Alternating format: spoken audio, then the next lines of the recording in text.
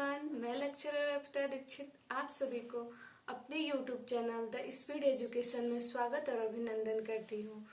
मैं इस चैनल पर आप सभी को समाजशास्त्र पढ़ाने वाली हूँ जो पीजीटी, यूजीसी,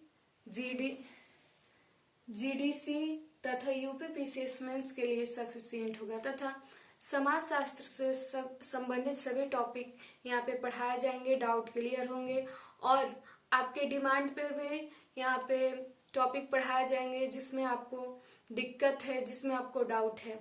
तो मैं पढ़ाने से पहले चाहूँगी कि आप हमारे चैनल को सब्सक्राइब, लाइक तथा बेल आइकन दबा दें और अपने दोस्तों के पास शेयर करें और अपना पॉजिटिव कमेंट दें ताकि हमारा हौसला बढ़े और हम आपके लिए और अच्छे अच्छे टॉपिक पे वीडियो ला सकें। Thank you guys. तो बिना समय गवाए ही हम अपना सिलेबस एक बार देख लेते हैं। मैंने पहले से ही तैयार कर दिया है लिख के ताकि आपको ज्यादा समय ना लगे। देखिए ये है क्या विषय सूची, विषय सूची यानी सिलेबस, यही हमारा सिलेबस। लेकिन ये समाजशास्त्र का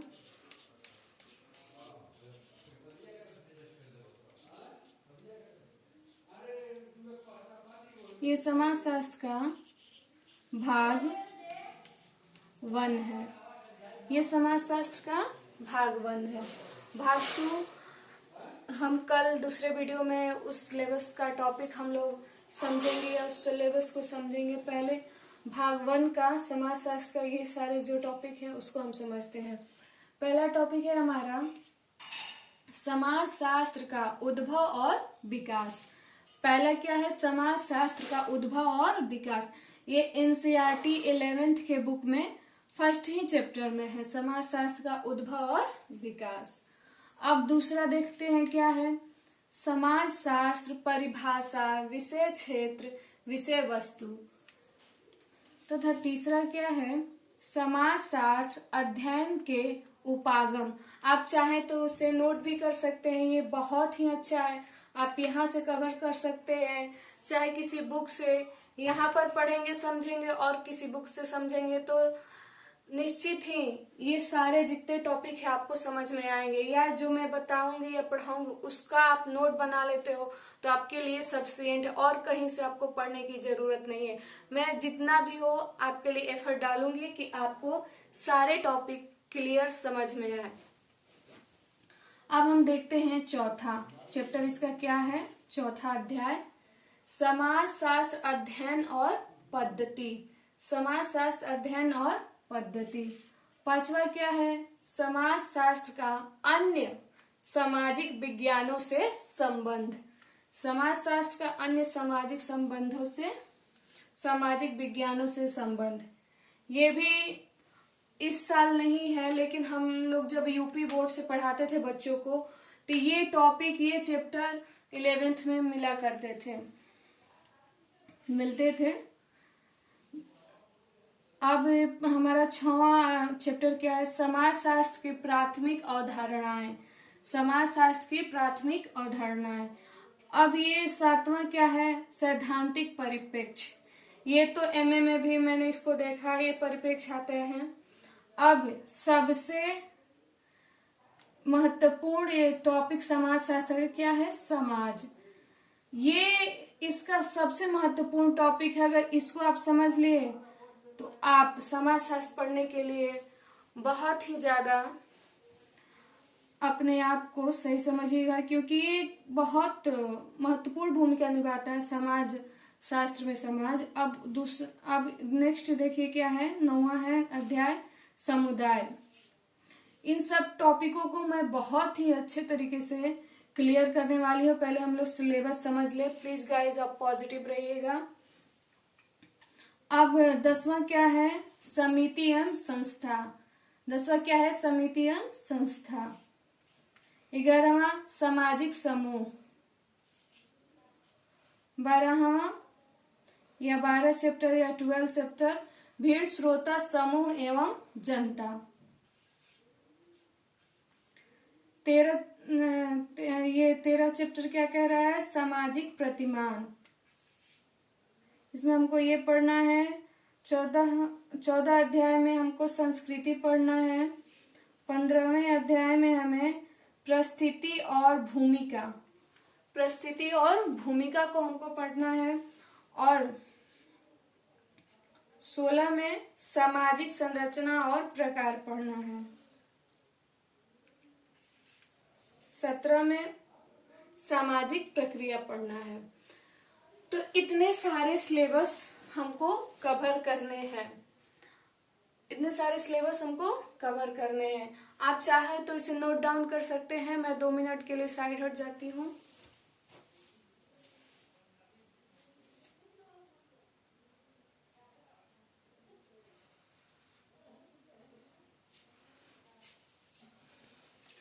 हम समाजशास्त्र पढ़ने से पहले जानेंगे कि समाजशास्त्र के जनक कौन हैं। तो समाजशास्त्र के जनक कौन है? Auguste Comte. समाजशास्त्र के जनक कौन है? Auguste Comte. इनका जन्म कहाँ हुआ था? अगस्त काम्टे का जन्म कहाँ हुआ था? तो फ्रांस में हुआ था। अगस्त काम्टे का जन्म कहाँ हुआ था? तो फ्रांस में हुआ था। अब ये क्वेश्चन उठता है कि समाजशास्त्र के जनक अगस्त काम्टे को ही क्यों कहा गया? क्योंकि उन्होंने सर्वप्रथम सोशियोलॉजी शब्द का प्रयोग किया था और उन्होंने ही कहा था कि समाज शास्त्र विज्ञान की रानी है।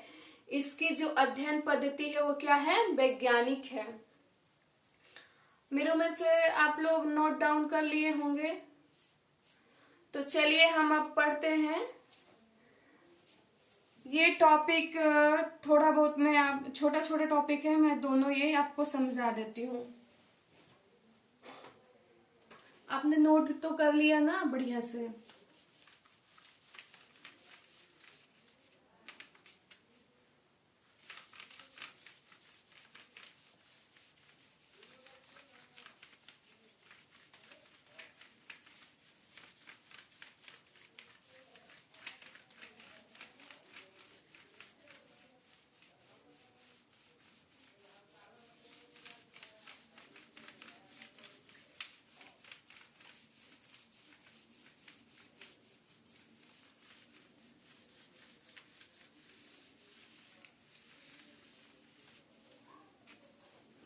हेलो गाइस, चलिए तो हम जानते हैं कि समाजशास्त्र कहते किसे हैं।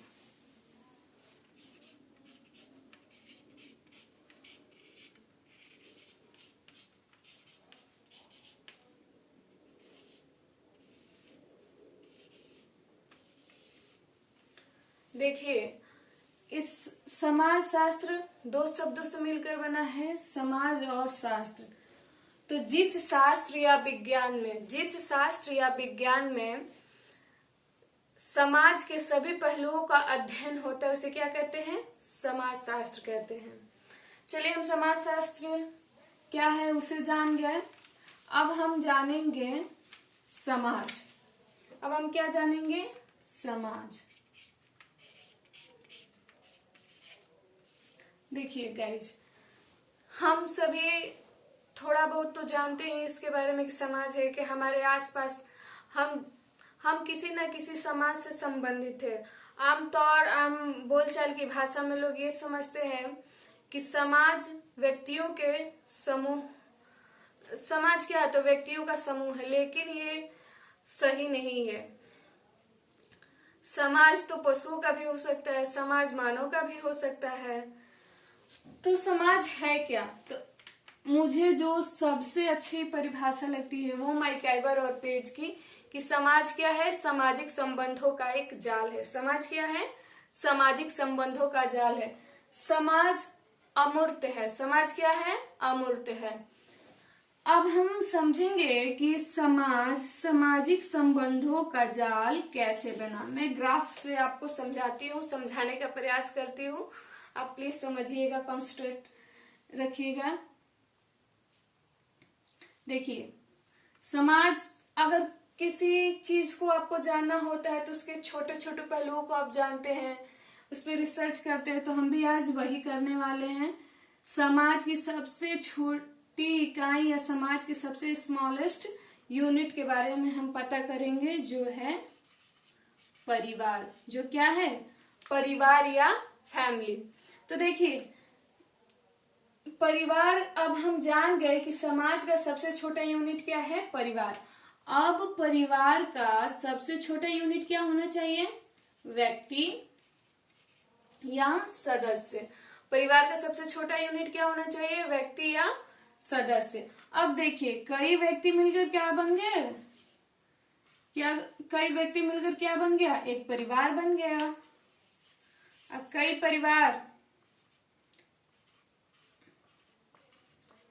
ये परिवार मिलकर क्या बन गए, एक पड़ोस बन गए।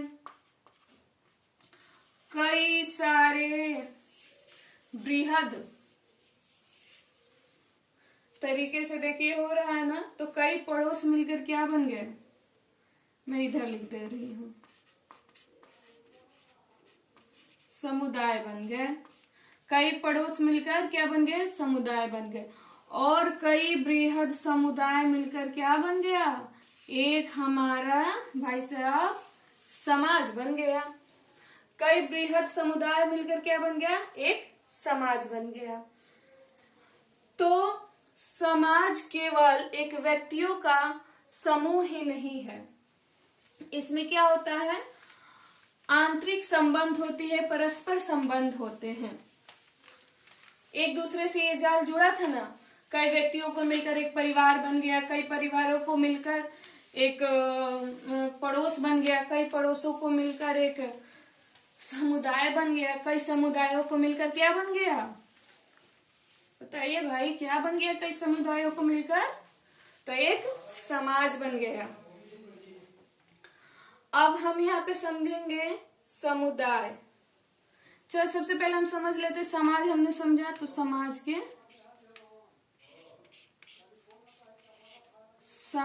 के प्रकार,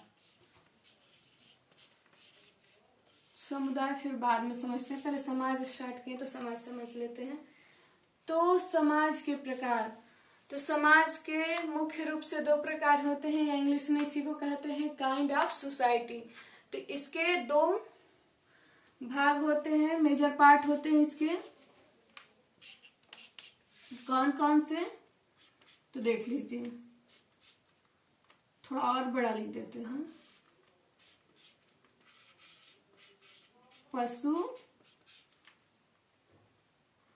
पशु समाज, और इधर क्या हो गया, मानव समाज। अब आप सोच रहे होंगे कि क्यों मैम ने पहले पशु को रख दिया फिर हम लोगों को रखा, क्योंकि हमेशा तो बुक में रहता है कि मानव समाज और पशु समाज। मैं बताऊंगी कि मैं यहाँ पे क्यों पहले पशु समाज को रखी हूँ। एक हमेशा से क्वेश्चन उठते आता है कि समाज के प्रकार बताइए, तो हम बता देते हैं पशु समाज और मानव समाज। फिर उसमें पूछता है कि पशु समाज और मानव समाज में समानता स्पष्ट कीजिए। तो पहले जब हम सभी शिशु रहे होंगे, बालक रहे होंगे, चाहे जो भी बालक है, वो क्या करता है, पशुवत व्यवहार करता है। कैसा व्यवहार करता है, तो पशुवत व्यवहार करता है। कैसे, आइए जानते हैं। जैसे एक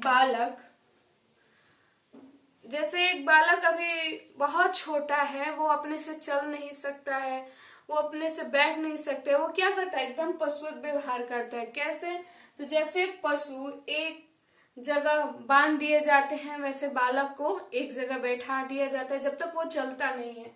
फिर उसके बाद से क्या किया जाता है कि जहां पशु खड़े रहते हैं, बैठते हैं, वहीं क्या करते हैं, मल मूत्र गंदा कर देते हैं। और बालक भी क्या करता है, शिशु भी क्या करता है, मल मूत्र गंदा कर देता है। और पशु का जो खाने का स्टाइल है वो कुछ अच्छा नहीं होता, और बालक भी वैसे ही खाते हैं। ये सब समानताएं हो गई।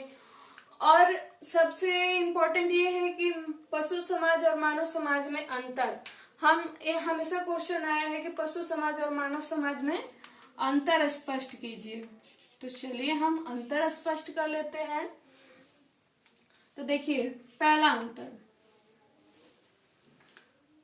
पशु और मानव समाज का पहला अंतर रंग रूप ढांचे का अंतर, शारीरिक बनावट का अंतर। अब दूसरा क्या हो गया, खान पान रहन सहन का अंतर।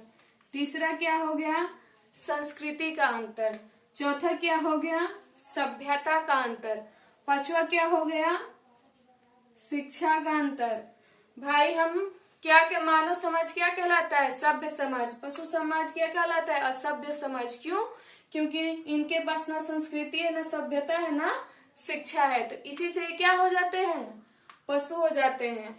देख, मानव भी बिना ज्ञान के क्या है, पशु ही तो है। बालक जब छोटा रहता है उसे नहीं मालूम रहता है कि क्या उचित है क्या अनुचित है, तो हमेशा पशुवत व्यवहार करते हैं। जब बहुत छोटा हो जाता है वही सोया रहेगा, वही मल मूत्र कर देता है, चाहे जो अनेक प्रकार की वो क्रियाएं करता है जो हम पशु से मिलता जुलता है। लेकिन वही बच्चा जब बड़ा हो जाता है तो उसमें सभ्यता, संस्कार तथा शिक्षा जब आ जाते हैं, वो किस समाज का हिस्सा हो जाता है, मानव समाज का, यानी सभ्य समाज का। तो चलिए गाइज, इसी के साथ हम इस क्लास को यहीं रोकते हैं। फिर हम नेक्स्ट डे एक और टॉपिक पे मिलेंगे। तब तक के लिए बाय बाय। और जाते जाते फिर से एक रिक्वेस्ट करना चाहेंगे कि आप हमारे चैनल को सब्सक्राइब, लाइक तथा बेल आइकन दबाना ना भूलें और अपने दोस्तों के पास प्लीज शेयर करें और अपना पॉजिटिव कमेंट दें ताकि हम और अच्छे अच्छे वीडियो ला सकें। जय हिंद दोस्तों।